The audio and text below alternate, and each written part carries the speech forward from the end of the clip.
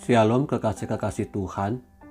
Pagi hari ini kita akan kembali merenungkan firman Tuhan dengan judul Gembala Sejati bersama saya, Fani Paendong. Sebagai kawanan-kawanan dombanya, kita memiliki seorang gembala yang senantiasa hadir untuk menjaga dan mencukupi segala yang dibutuhkannya. Mazmur 23 ayat 1 sampai dengan 6, Mazmur Daud. Tuhan adalah gembalaku, takkan kekurangan aku. Ia membaringkan aku di padang yang berumput hijau. Ia membimbing aku ke air yang tenang.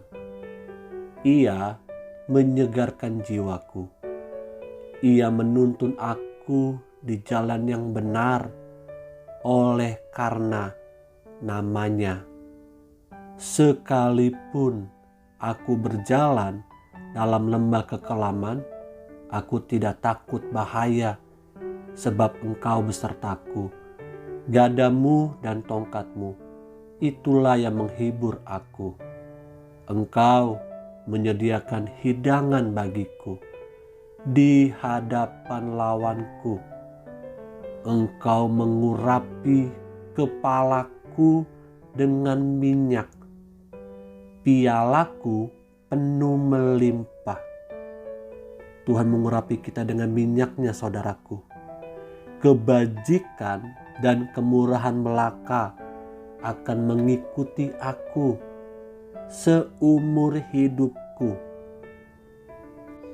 Dan aku akan diam dalam rumah Tuhan sepanjang masa. Di sini pemazmur mengatakan bahwa Tuhan adalah seorang pribadi sebagai gembala yang baik.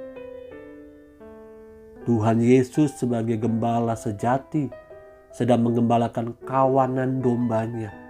Kita sering melihat lukisan-lukisan seperti ini.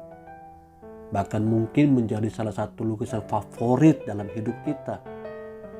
Saudaraku yang Tuhan kasihi, Tuhan Yesus hadir menyatakan dirinya sebagai gembala sejati yang rela mati dan hidup bagi domba-dombanya.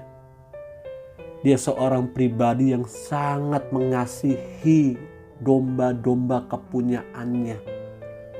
Karena gembala sejati hidup untuk kawanan dombanya dan selalu memberikan waktunya, bahkan hidupnya itu yang terbaik. Gembala sejati akan all out, akan full heart untuk menjaga, memperhatikan kawanan-kawanan dombanya. Yohanes 10 ayat 11 katakan, "Akulah gembala yang baik. Gembala yang baik memberikan nyawanya bagi domba-dombanya." Dia tidak takut mati untuk dapat menyelamatkan domba-domba kepunyaannya.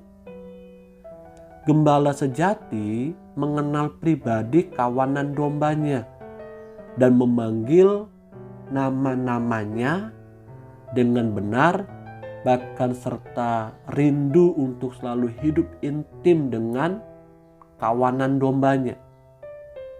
Kitalah kawanan dombanya. Yesus adalah gembala sejati kita.